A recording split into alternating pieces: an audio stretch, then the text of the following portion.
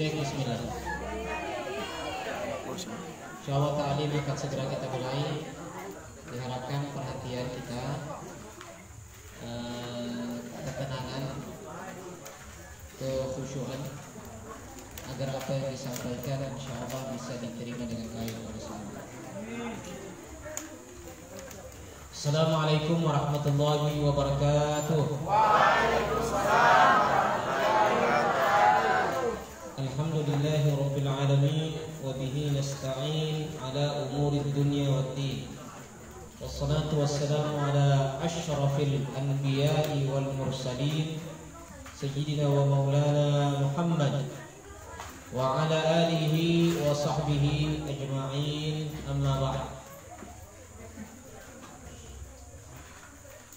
Puji syukur kehadirat Allah Subhanahu wa taala. Malam ini kita bersama-sama hadir demi mendapatkan ridha Allah, mendapatkan ampunan Allah, mendapatkan rahmat Allah, dan kita yakin malam ini ibadah kita diterima oleh Allah Subhanahu wa taala. Karena kedatangan kita di tempat ini sudah merupakan tanda bahwa Allah Subhanahu wa taala ingin kita menjadi orang baik. May yuridillahu bihi khairan yufaqihuhu fid din.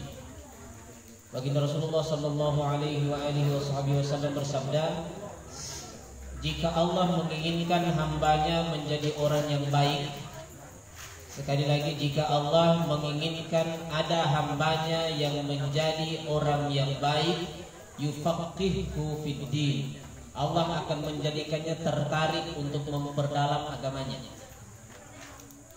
Alhamdulillah, majelis ta'lim semakin ramai, semakin banyak di mana-mana. Ada majelis ta'lim di setiap desa, di setiap dusun, pengajian. Ini semua tanda bahwa Allah semakin merahmati kita. Amin ya rabbal alamin. Kita harus yakin. Kita harus yakin bahwa amal kita diterima. Jangan tidak yakin. Kita sudah beramal, harus yakin diterima ya. Karena logikanya begini. Logika para sufi itu begini. Kita ini bisa beribadah, kita bisa berbuat baik, itu karena Allah. Allah yang mau kita datang di tempat ini, dijadikan hati kita lapang, diringankan langkah kita, disehatkan badan kita, supaya kita bisa hadir di sini, digerakkan hati kita. Ketika Allah yang menggerakkan kita untuk beribadah dan berbuat baik, tidak mungkin Allah kemudian menolak apa yang dia lakukan sendiri. Bukan begitu, Bapak Fatimah?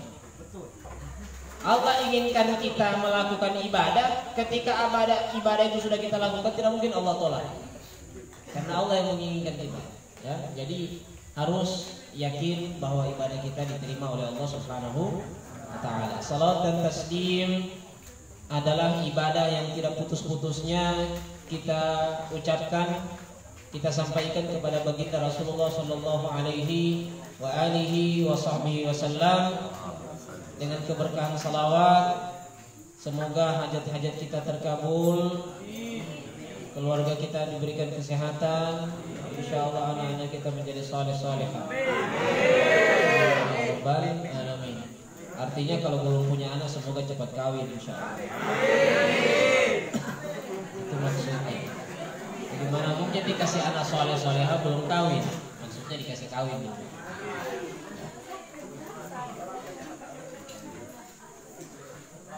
Nanti bilang kawin baru sesebrim masuk. Rekan-rekan yang dirahmati Allah Subhanahu wa taala, baik, kita melanjutkan kajian kita dalam kitab Matnul Ghayah wa Taqrib Imam Abi Syuja'. Qala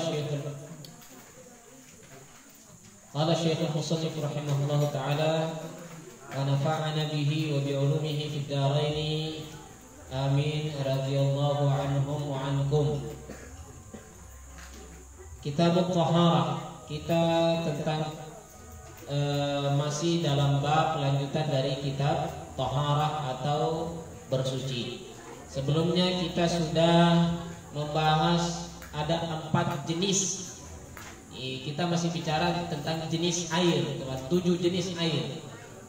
7 jenis air. Sekarang malam ini kita akan membahas kategori. Kemarin masih jenis, sekarang kategori air, pembagian dalam kategori status air. Silakan Ustadz Syafaat mungkin bisa menuliskan supaya jelas. Tsummal miyahu ala arba'ati aqsam. Tsumma al-miyahu ala arba'ati aqsamin. Tahirun mutahhirun.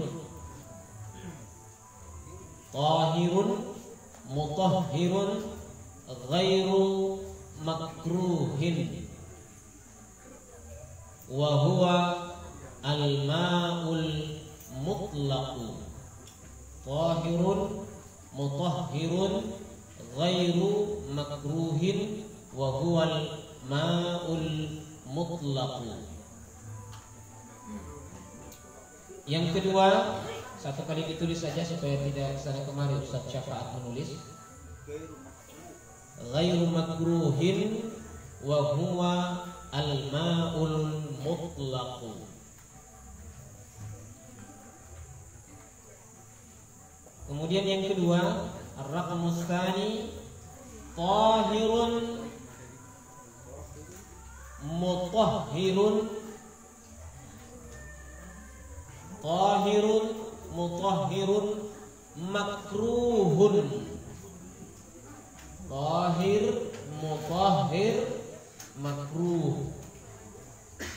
Wa huwa al-ma'ul musyammas. Wa huwa al-ma'ul musyammas.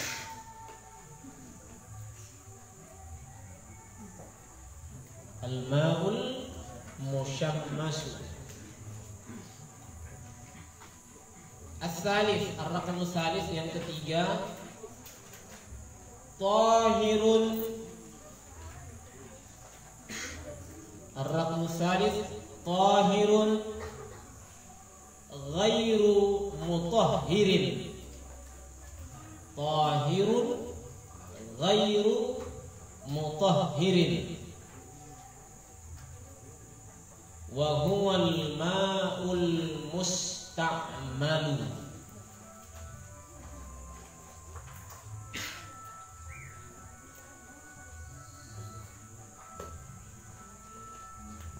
Wa huwa al-ma'ul musta'malu. Ada sedikit lagi sambungannya. Wal mutaghayyiru bima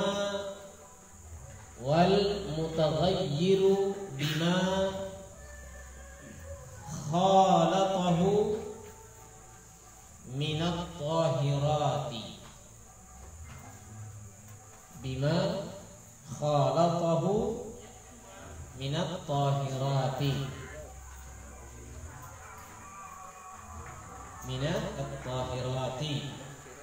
Dan kemudian yang terakhir, ar-raqmur rabi', nomor 4,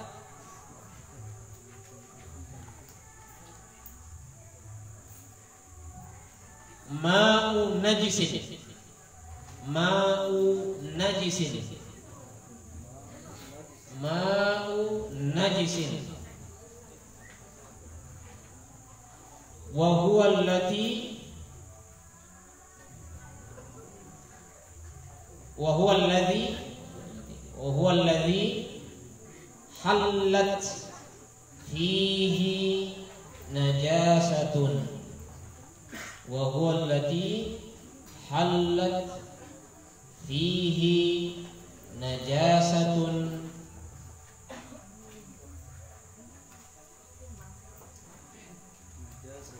Najasatun wa huwa dunal qullataini. Wa huwa dunal qullataini. Dunal qullataini au kana qullataini fataghayyar. Selesai. Au kana qullataini fataghayyara au kana qullataini fataghayyara.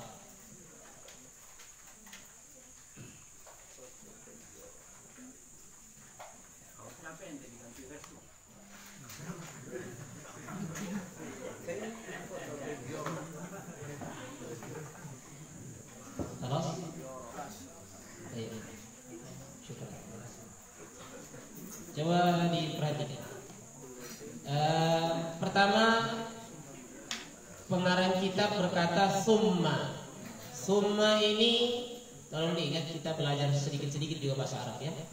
Summa, kalau nanti dapat kata summa di dalam Al-Quran seperti di surat Takasur, summa radadnahu di At-Tin, summa radadnahu asfala safilin. Ada kata summa di situ. Summa artinya kemudian atau lalu. Summal miyahu. Al-miyahu kemarin kita sudah belajar, air. Kemudian air dari air hujan, air laut, air sungai, air sumur, mata air salju, air embun. Air semua itu terbagi summal miyahu ala arba'ati. Terbagi atas 4. Arba'ah artinya 4. Makanya hari Rabu hari ke-4. Terbagi menjadi 4 aqsamin, bagian atau kategori. Aqsam itu jamak, mufradnya qismun. Kalau ada yang pernah belajar bahasa Arab atau pernah sekolah ibtidaiyah, qismun nanti biasanya diartikan kelas. Qismul awal, qismul tsani, qismul tsalits dan seterusnya. Arti sesungguhnya adalah bagian. Karena kelas itu dibagi-bagi, maka disebutlah qismun. Air terbagi menjadi 4 kategori. Tsummal miyahu ala arba'ati aqsam. Yang pertama, tahirun. Tahara artinya suci. Kalau dia nanti timbangan bahasa Arabnya panjang, huruf pertama, huruf kedua berharakat kasrah, berarti dia adalah isim fa'il namanya. Isim fa'il artinya isim fa'il itu sesuatu yang melakukan pekerjaan. Seumpama ada kata nasara artinya menolong. Nasir artinya orang yang menolong. Nasir artinya orang yang menolong. Hamida memuji. Hamid artinya orang yang memuji. Qatala membunuh. Qatilu artinya orang yang membunuh. Alima alima memahami. Alim berarti orang yang memahami, berarti orang yang berilmu. Tahir, tahara suci. Tahir berarti air itu secara dirinya sendiri dia suci. Pertama, air itu suci. Mutahhir, selain dia suci, dia juga bisa mensucikan sesuatu yang dia sentuh. Suci, tahir, mutahhir, dan bisa mensucikan. Artinya zat airnya itu materinya suci, dan ketika dipakai, kita yang memakainya juga bisa jadi suci. Itu maksudnya tahir, mutahhir. Ghairu makruh. Ghairu artinya tidak atau selain. Tapi di sini cocok kita artikan tidak. Tidak makruh. Tidak makruh. Atau kalau kita artikan selain, biasa kita sebut ada zikir ma fi qalbi ghairullah. Tidak ada dalam hatiku selain Allah. Ma fi qalbi ghairullah. tapi di sini kita artikan tidak. Jadi artinya yang pertama, air yang suci bisa dipakai bersuci dan tidak makruh. Itulah 7 air yang kemarin yang kita pelajari. Dia suci, bersih, bisa diminum. Ketika dia pakai berwudu, dia mutahhir, dia bisa mensucikan kita. Ketika dipakai mandi junub, dia bisa mensucikan kita dari hadas yang tidak nampak. Dari najis yang tidak nampak disebut hadas. Maka tahir mutahhir. Dan tidak makruh, tidak apa-apa dipakai selama-lamanya. Wa huwal ma'ul mutlaq, itulah air yang kemarin kita pelajari, air mutlak, sifatnya masih jernih, masih murni. Kemudian yang kedua, itu air suci. Air suci. Kalau Gus Baha bilang, ini luar biasa juga. Beliau sampaikan, tidak ada rezeki yang paling halal bagi kita manusia kecuali air yang jatuh langsung dari langit, tidak ada perantara apa-apa masuk ke mulut kita. Itu sudah rezeki yang paling halal itu. Gaji yang kita terima itu masih ada haknya orang, masih mungkin ada sedikit tidak ikhlas, kerja kita sedikit dibayar banyak, ini masih ada sedikit. Tapi kalau yang mau rezeki yang paling murni 100% halal, tadahkan mulut Anda di air hujan yang baru jatuh langsung dari langit, Anda minum, itu sudah rezeki yang paling halal, kata beliau. Sakanto. Kalau kajian mengajar kajian TU itu masih ada sedikit yang perlu keluar zakatnya itu. Apalagi kaji dewa. Ya. Kemudian yang kedua, jadi ini kalau yang pertama mungkin tidak ada masalah ya, karena sama seperti kemarin. Yang kedua, tahirun, dia suci. Mutahhirun, bisa juga dipakai bersuci, bisa dipakai mandi junub, bisa dipakai berwudu. Makruh, tapi dia hukumnya makruh. Artinya dia makruh kalau masih ada air lain selain dia yang lebih suci, jangan pakai dia. Air apa yang dimaksud? Wa huwal ma'ul musyammas, yaitu alma, air musyammas yang sudah dikena terik matahari, terjemur matahari. Syamsun itu artinya apa? Matahari. Syamsun.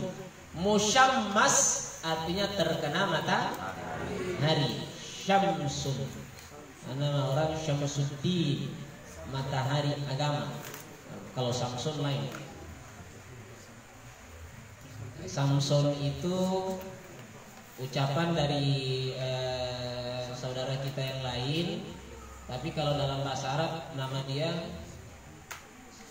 Sam'un, ya, Sam'un. Jadi air yang panas, dalam status dia panas gara-gara terkena terik matahari, suci, boleh pakai mandi, boleh pakai wudhu, tapi makruh. Artinya ada 2 tempat. Oh, yang satu sudah di Indonesia sudah panas, terkena terik matahari di dalam baskom atau di dalam apa namanya itu, apa yang besi, drum. Cepat sekali dia panas. Ada yang di sebelahnya di baskom dia tertutupi, ternaungi. Pilih yang mana? Pilih yang ini, yang tidak ternaungi, yang ternaungi, ya? Yang tidak kena matahari. Kalau ternyata ini tidak ada, cari-cari air lain tidak ada lagi, tidak apa-apa pakai yang itu. Ini jadi pilihan terakhir. Kenapa? Apa rahasianya? Islam itu dalam memberi syariat, memberi hukum, mengajarkan fikih itu ada hikmah yang luar biasa.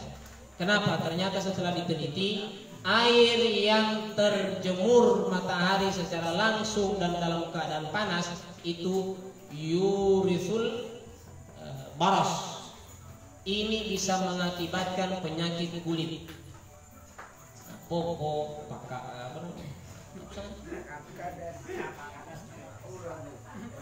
ronda. Apa sih? Baik.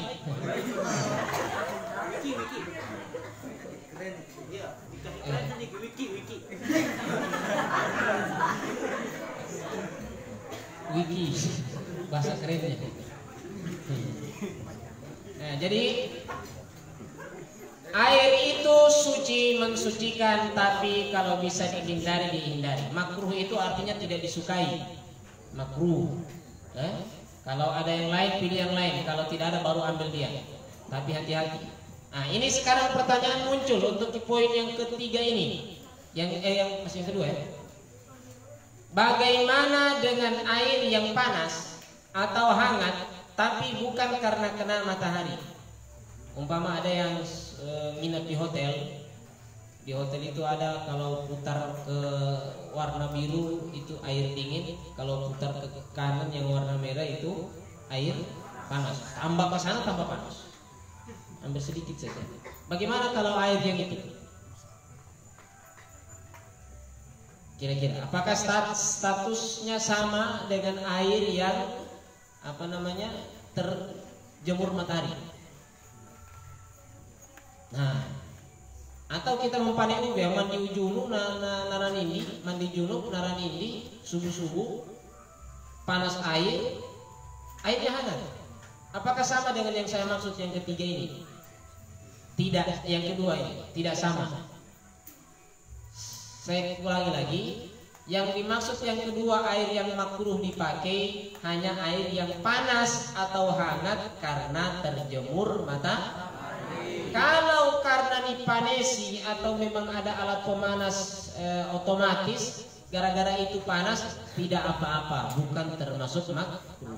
Dia statusnya sama di yang pertama, suci, mensucikan dan tidak makruh. Tapi ada pengaruhnya. Kalau terlalu panas dikhawatirkan juga membahayakan kita. Aneh malah Pak. Setelah mandi ganti kulit. Habis mandi ganti kulit, luntur cetek.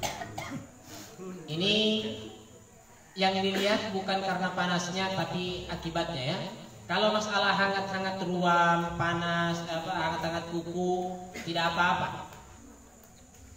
Yang dikhawatirkan kalau terlalu panas bisa memudaratkan kita, atau paling tidak membuat kita dalam membasuh bagian anggota badan kita dalam wudu ataupun dalam junub, takut-takut akhirnya tidak basah semua. Tidak basah semua. Jadi janganlah terlalu panas kalau mau mandi junub, supaya tidak takut-takut kena air, akhirnya cuma di basuh-basuh, akhirnya tidak sah junubnya bukan karena airnya, gara-gara kita yang junub tidak membasuh secara utuh. Jadi saya ulang sekali lagi, kalau air panasnya karena matahari makruh, kalau tidak panas karena matahari tidak apa-apa. Yang penting jangan terlalu panas membahayakan kita, dan jangan sampai membuat kita tidak total dalam membersihkan. Itu yang kedua. Kemudian yang ketiga, tahirun, airnya suci. Tapi apakah dia bisa mensucikan?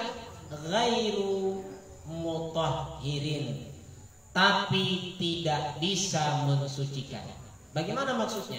Dia suci, diminum boleh, dipakai membersihkan sesuatu boleh, pakai cuci baju boleh, pakai mandi biasa boleh. Tahir, dia suci.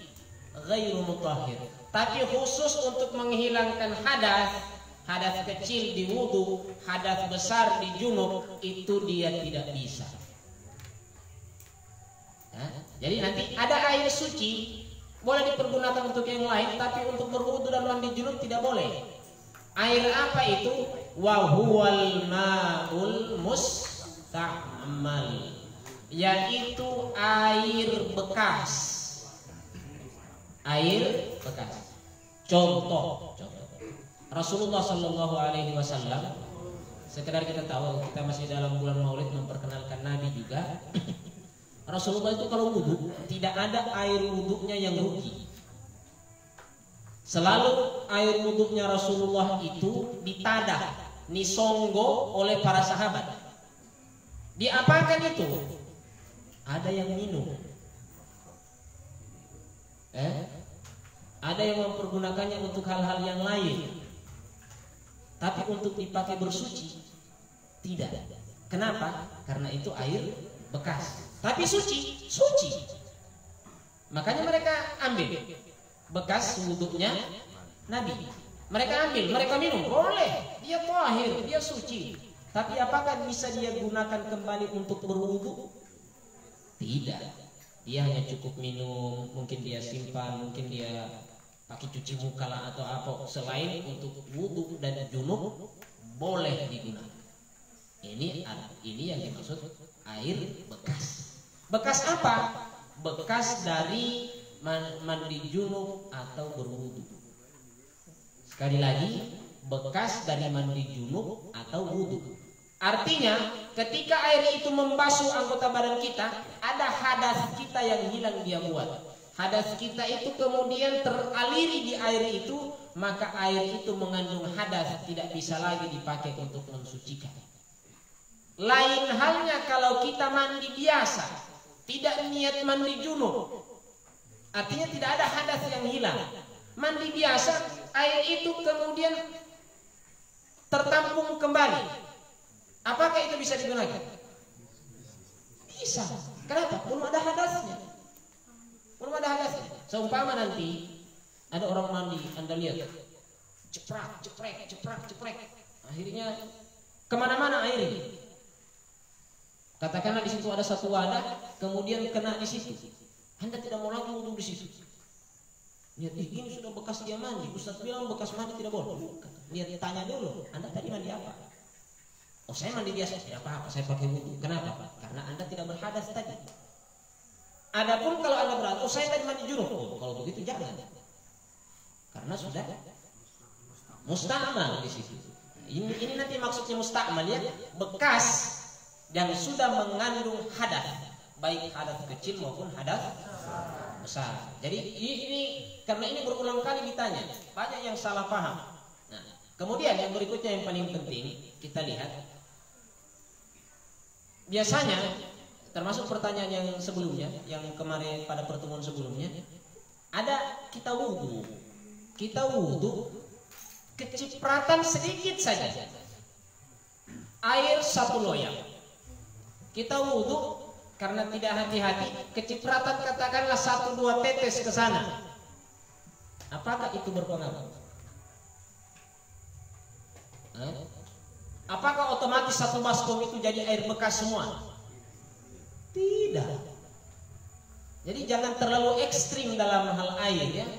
Hanya gara-gara ada ini air sifatnya kalau terkena benda dengan gerak karena berpindah atau karena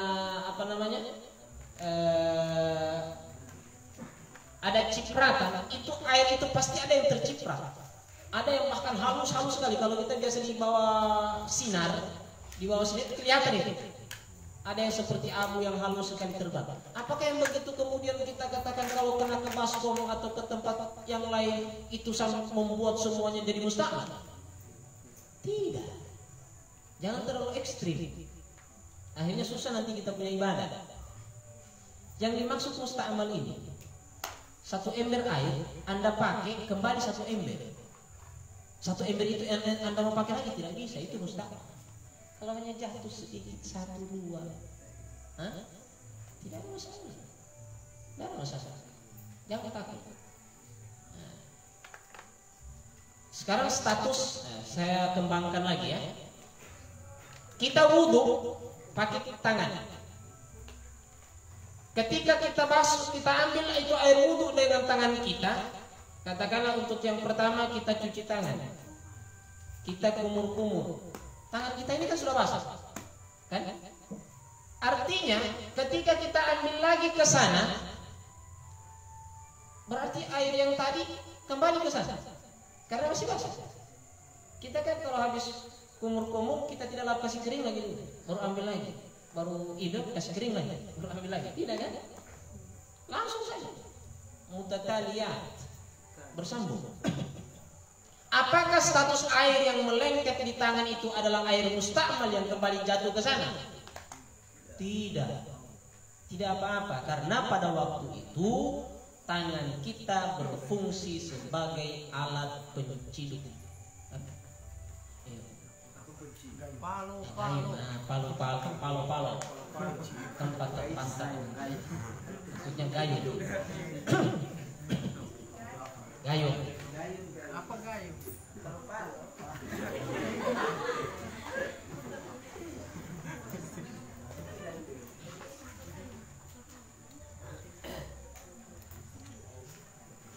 Gitu ya. Jadi jangan terlalu ekstrim dalam memahami air ya. Biasa saja, tapi tetap hati-hati. Ya. Jangan juga sembarangan nanti mentang-mentang sudah dibilang begini, akhirnya Anda kalau mandi junub itu akhirnya ya agak menjauh lah. Tetap hati-hati. Ya, jangan terlalu sembarangan. Itu yang pertama. Jadi ada dua nanti air yang suci tapi tidak mensucikan. Yang pertama al-ma'ul musta'mal. Suci. Anda wudhu, saya ulangi lagi, saya tambahkan, bukan saya ulangi, saya tambahkan. Anda wudhu atau Anda mandi junub, karena mungkin kita kekurangan air, kita mau hemat air. Anda wudhu, Anda junub, Anda tadah kembali itu air. Umpama Anda mandi di satu tempat, air itu tergenang lagi di situ. Anda mau pakai itu air, umpama untuk cuci baju, boleh, tidak ada masalah. Untuk cuci muka, boleh, tidak ada masalah. Yang tidak boleh hanya dipakai kembali untuk wudu dan mandi. Oke, paham sekali. Kemudian yang bagian yang berikutnya, selain air mustamal, yang dia sudah tidak suci lagi adalah wal mutaghayyiru bima khalatahu minat tahirat. Tadinya dia air suci mensucikan, tiba-tiba dia tercampur sesuatu yang mencampurnya itu suci. Contoh, saya kasih contoh. Saya ambil air dari keran, bersih. Tiba-tiba saya campur dengan molto. Molto itu suci atau najis? Najis atau suci? Molto najis. Suci molto ya. Saya campur itu air dengan molto. Karena ini betul ada kejadian. Ada yang tanya saya, Ustaz, di sana ada orang junub mandi junub kemarin. Dia bilang dia mau mandi junub itu dengan cara terbaik. Dia maunya mandi junub itu airnya harum. Dia campurlah itu air satu baskom dengan molto satu bungkus. Katanya supaya mandi junubnya badannya langsung wangi.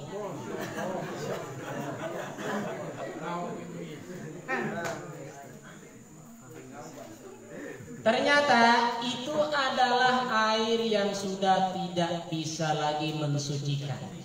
Suci, iya suci. Mensucikan, bisa mengangkat hadas? Tidak.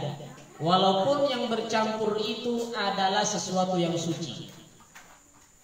Anda mandi, anak Anda mandi, biasa anak-anak ini, saya pengalaman, saya cerita pengalaman. Ini Fatih atau Nafia ini kalau mandi tidak hati-hati, habis basah sabun dia guyur lagi badannya, akhirnya air yang jatuh di baskom itu sudah warna sabun.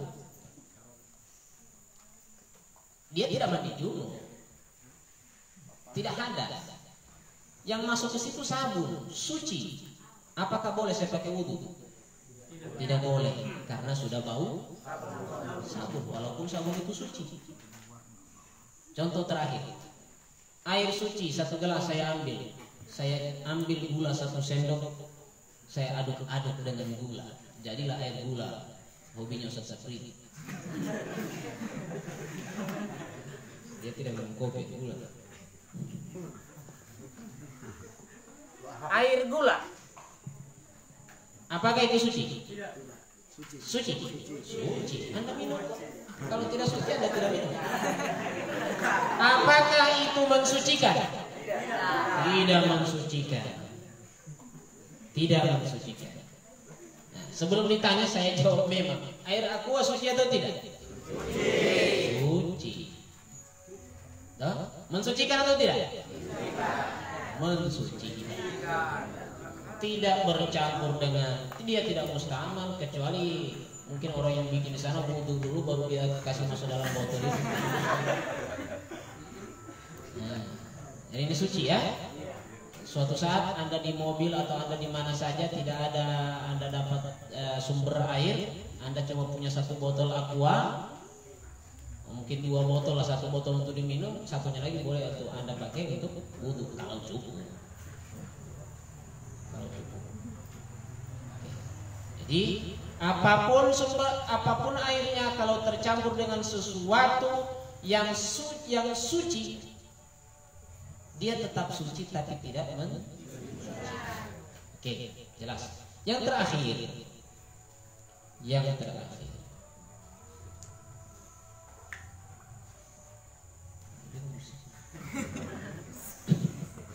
Yang terakhir lebih gampang lagi. Ma'u, apa artinya ma'u? Air. Ma'u najisin, air najis. Bagaimana itu air najis? Bedakan nanti kalau saya sebut air najis dengan najis ya. Air najis dengan najis. Sekarang saya tanya, air kencing itu air najis atau najis? Air najis tidak? Air kencing itu air najis atau najis?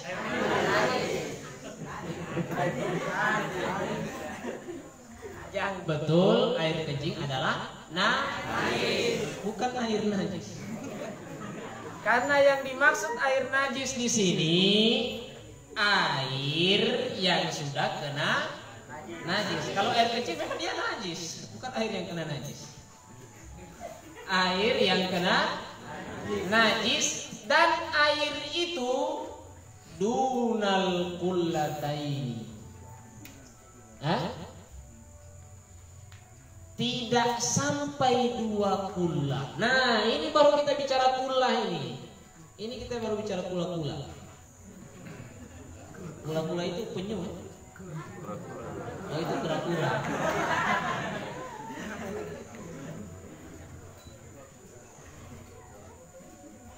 Oke.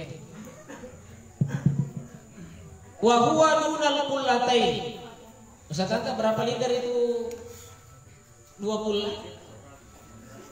600. Itu katibat. Kalau liter kita 245 liter kurang lebih. Nah itu yang jawab tadi itu boleh kawin. Kau sudah kawin. Soalnya banyak cewek yang lihat terpukau gitu. Bawa 245 liter. Itu ukuran 2 kullah. Ketika 244 liter masuk najis. Katakanlah najis di sini saya kasih contoh seumpama tai kucing. Ya. Tai kucing yang kayak ya. Tai kucing rasa coklat itu. Ada kucing buang air di tempat air. Ternyata air itu tidak cukup 2 kullah.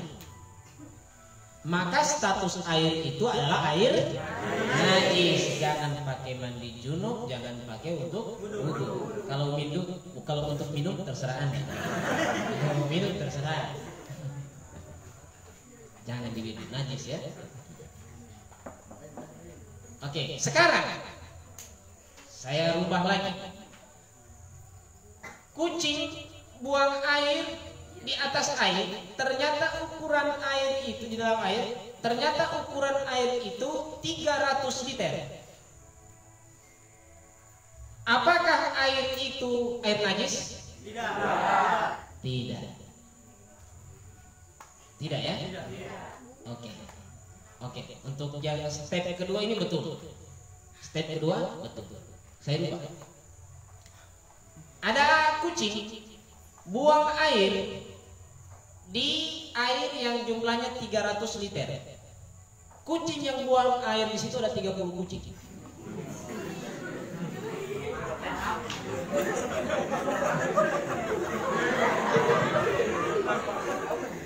Ada 30 ekor kucing sama-sama buang air di situ. Ukuran airnya 300 liter atau bahkan 1000 liter. 30 kucing. Pertanyaannya, kan sudah lebih 20 lah. Apakah airnya air najis? Kucingnya kurang aja.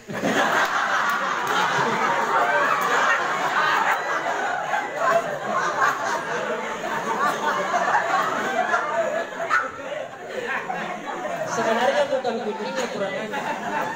Justru kucingnya pintar ya. Dia bisa sama-sama di situ 30 ekor. Oke. Ini contoh Saja supaya paham, bukan untuk bercanda saja ya, untuk contoh. Nah, step pertama betul. Step kedua betul. betul. Step ketiga ada catatannya.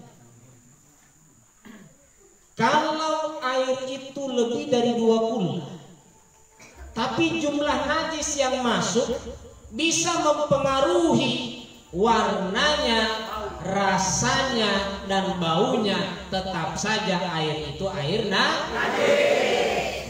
Alhamdulillah. Itu masalahnya. Oh?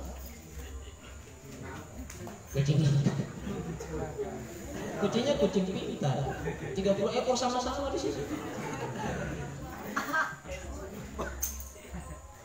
Laku makanan kucingnya Madini. Jadi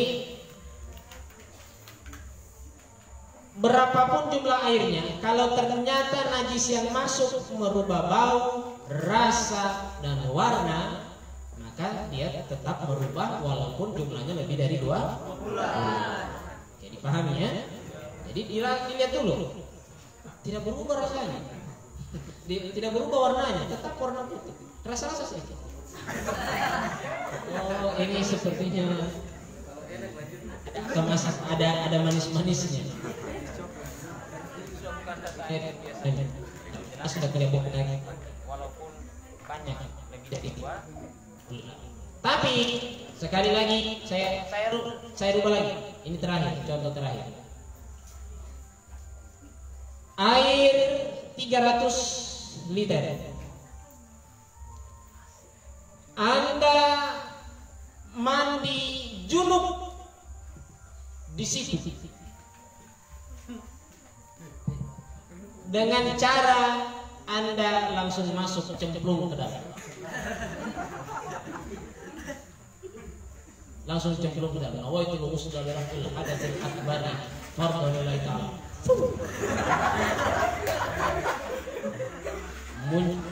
Dari sini keluar ke sana. Saya tanya, bagaimana status air? Air mustakmal atau air najis atau air suci? Air Suci. dengan alasan Melebihi dari 2 bulan. Berarti sudah paham. Alhamdulillah. Ya, alhamdulillah. Ternyata saya kasih contoh lagi terakhir. Saya mau mandi junub dengan cara seperti itu. Saya nyemplung dengan kulit saya masih begini awalnya ya. Sampai di sana saya sudah putih.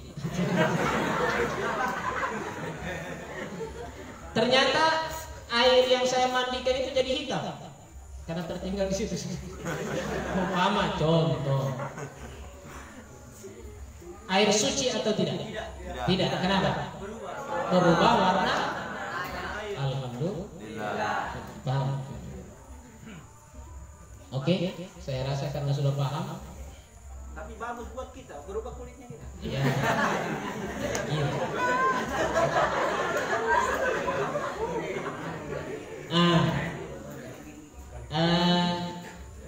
catatan penting tambahan.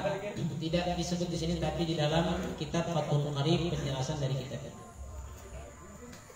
Ada bau air, bukan bau air, tapi bau ini berasal dari tempat dia lewat, atau karena dia terlalu lama berdiam di tempat itu.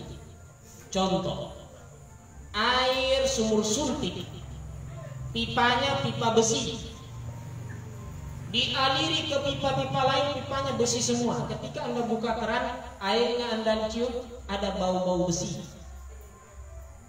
Air suci atau tidak? Suci. Kenapa? Karena bau yang ada karena tempat lewatnya. Tempat lewat.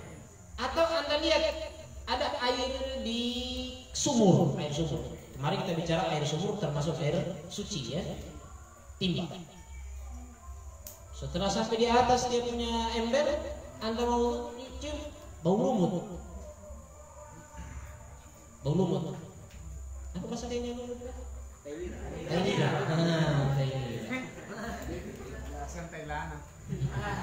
Tailira. Bau tailira. Suci atau tidak? Suci. Kenapa? Karena baunya adalah karena dia terlalu lama ada di. Paham ya? Kasus baru. Air-air di perkotaan untuk lebih steril dan lebih bersih ya, dicampurlah dengan satu cairan atau beberapa bahan yang disebut dengan kaporit. Kaporit ini ada baunya sedikit. Pertanyaannya, apakah bau kaporit ini merubah status air mutlak menjadi tidak mutlak? Apakah airnya tetap suci?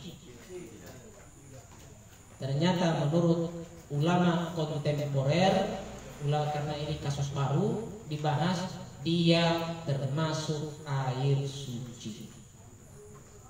Air suci karena tidak mempengaruhi status air mutlak. Dia justru membersihkan kuman-kuman, jentik-jentiknya, bakteri-bakteri yang ada dalam air. Jadi nanti kalau ke tempat-tempat di perkotaan bau kaporit, ada kayak bau-bau, ada sedikit kayak ya obat ya, tidak ada masalah. Ada masalah ya? Oke. Pertanyaan terakhir. Air Sprite suci atau tidak? Mensucikan atau tidak? Tidak. Ya. Wallahu a'lam bishawab. Untuk malam ini cukup dulu untuk masalah air, kita sambung ke tanya jawab. Saya silakan. Kalau ada ya. Nah, ada pertanyaan bisikan. Air yang dicampur bunga kembang, air kembang. Atau saya tambah sedikit pertanyaannya. Mayat jenazah, mandi jenazah, dicampur atau tidak? Campur apa? Campur apa? Kapur barus. Kadang campur daun pandan, kadang bunga. Saya tanya, statusnya bagaimana? Suci atau tidak? Kalau tidak suci, tidak mungkin dipakai untuk mandi jenazah. Kita harus tahu bahwa mandi jenazah itu dimandi junubkan, ya? Dimandi junubkan, artinya mau menghilangkan, tapi orang lain yang mandikan kita. Nah, apa dalilnya? Dalilnya ada. Dalam doanya Nabi saja begitu, ya. Ada dalam doa kita mendoakan orang wafat itu, waqsilhu bil ma'i, dalam riwayat mengatakan wasidri. Jadi dalam prakteknya pun memandikan jenazah dari zaman Nabi sampai sekarang tetap menggunakan itu. Jadi inilah kemudian yang menjadi dalil masalah kapurit tadi, dicampur tapi tidak merubah status airnya. Boleh ada campuran tapi tidak merubah status airnya, walaupun mungkin baunya akan berubah. Logika sederhananya saja, pertanyaannya sederhana, ini masih air, disebut air atau tidak?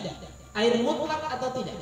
Kalau sudah air gula, air Sprite, air Fanta, itu sudah bukan air mutlak.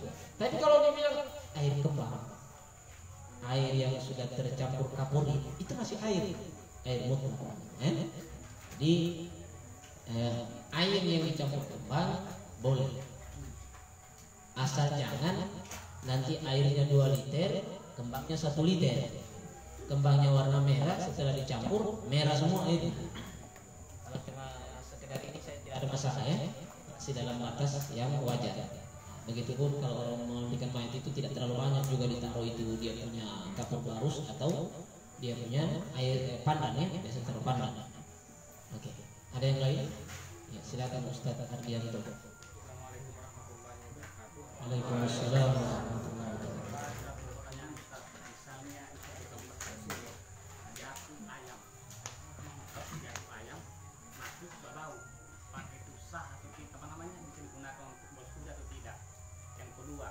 Kebanyakan masyarakat awam Ustaz ambil palo-palo, dia berwudu, dia tidak mengalirkan, hanya dicelup-celup saja sampai selesai. Apa itu wudunya sah atau tidak? Oke, dua pertanyaan dari Ustaz Tanto. Pertama, ada ayamnya Ustaz Tanto jatuh. Oh, contoh Ustaz. Ada ayam jatuh ke sumur, sudah tidak bisa lagi keluar, mati di situ berbau. Apakah airnya masih suci? Sudah tidak suci, karena status ayam yang jatuh adalah bangkai adalah najis. Kalau sampai itu air sumur berbau, walaupun dia lebih dari 2 kula, maka berarti walaupun 2 kula karena baunya sudah menyengat, tetap tidak bisa dipakai. Kecuali ayam itu jatuh ke sungai, mati di sungai, jumlah air di sungai itu 2,2 miliar sekian juta kula. Walaupun 1000 ayam yang jatuh di situ tidak pengaruh gitu. Ya, oke. Iya. Yang kedua, salah wudu tidak mengalirkan hanya dari palo-palo tadi itu. Saya ulangi lagi, tidak apa-apa. Karena saya tekankan kembali, masalah 2 kullah atau tidak itu hanya berhubungan dengan status air ketika tercampur sesuatu baik yang suci ataupun yang najis. Ketika air itu suci, tidak tercampur apa-apa, berapapun ukurannya, mau dia pakai di sini, Anda wudu dari sini, atau Anda wudu dari sini, Anda wudu dari palo-palo, dari ember, dari baskom, dari drum, dari apa tempat tandon, tidak ada masalah. Jangan lihat berapa air yang dia ambil baru dia ambil kembali, bukan itu yang dilihat. Yang dilihat adalah apakah air itu suci atau tidak. Selama dia suci, tidak tercampur dengan sesuatu, maka dia boleh digunakan. Oke, di sini ada lagi? Ya, silakan. Jadi Bapak pertanyaan ini tidak terlalu berlaku bagi kaum milenial ini, hanya sering-sering saja, sekali-sekali saja. Karena pertanyaan ini adalah mengenai junub, Ustaz. Pada suatu hari itu, ini cerita ini. Nama ke poin do, ya, dalam keadaan ini ekstrim nih pertanyaan. Jadi mati lampu itu dalam keadaan kita sudah mau sholat. Ceritanya subuh, pengantin baru.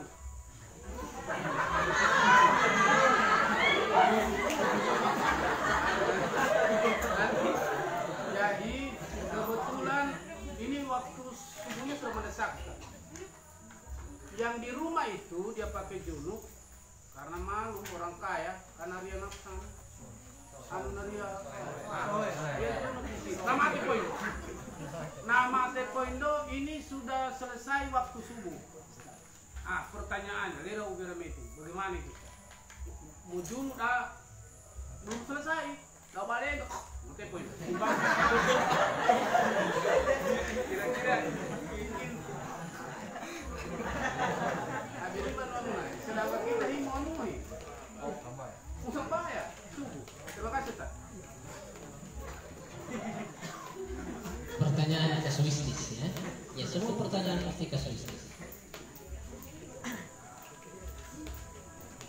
Sementara mandi, tiba-tiba stop air. Sementara kita dikejar waktu sholat sudah hampir habis.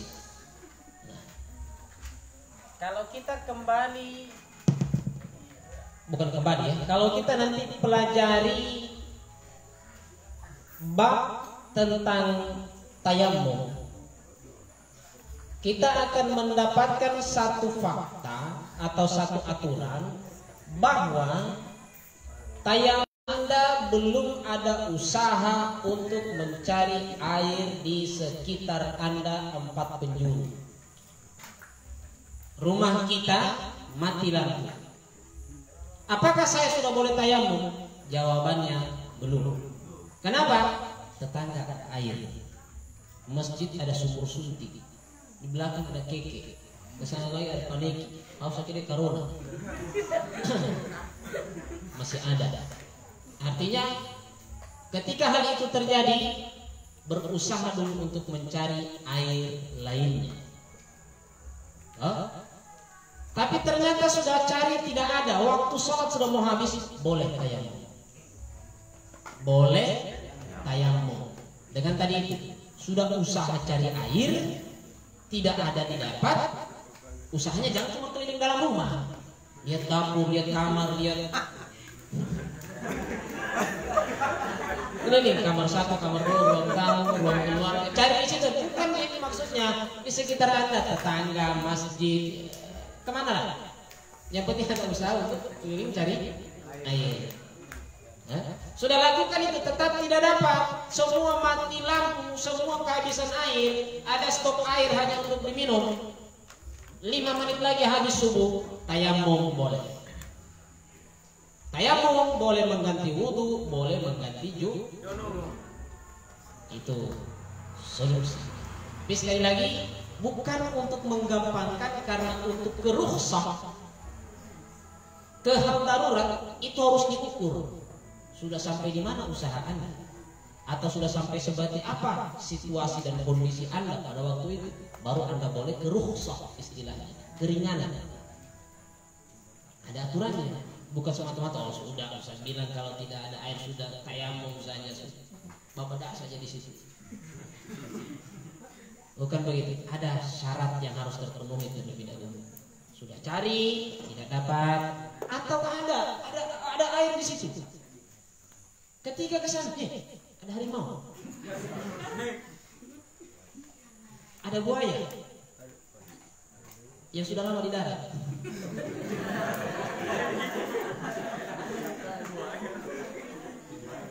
Artinya air itu dianggap tidak ada karena kalau kita ke sana membahayakan. Maka boleh tayamum. Nanti kita akan lebih perdalam lagi pada bab tayamum.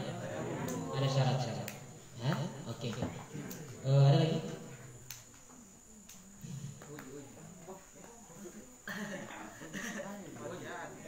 Apa niat Nabi Junub?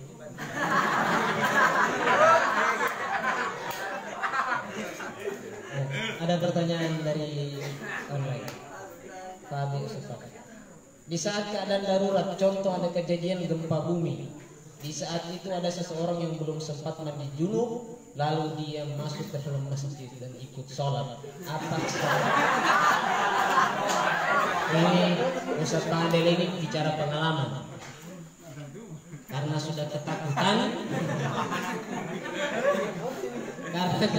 belum mandi junub, gempa bumi, ketakutan, lari ke masjid, tidak sadar dia sholat.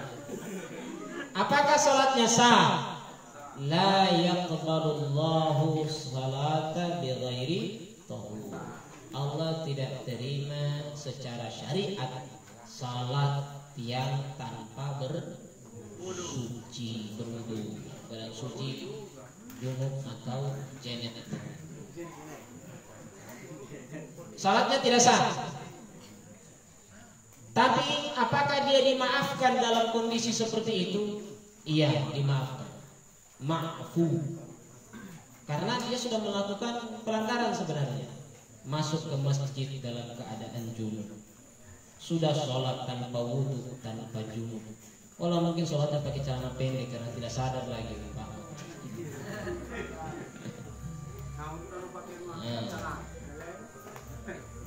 Oke, kos gantung. Artinya dalam kondisi darurat dia tidak sadar, sudah panik, itu dimaafkan. Tapi kemudian bagaimana status salat subuhnya? Sah atau tidak? Tidak. Lalu dia utang atau tidak? Utang. Ada kesempatan berikutnya diganti. Namanya salat qadha.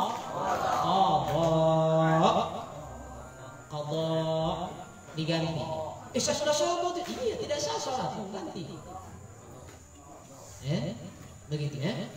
Oke, nanti ada babnya juga, bab sholat, mengenai qadha, mengenai iadah, mengenai adat.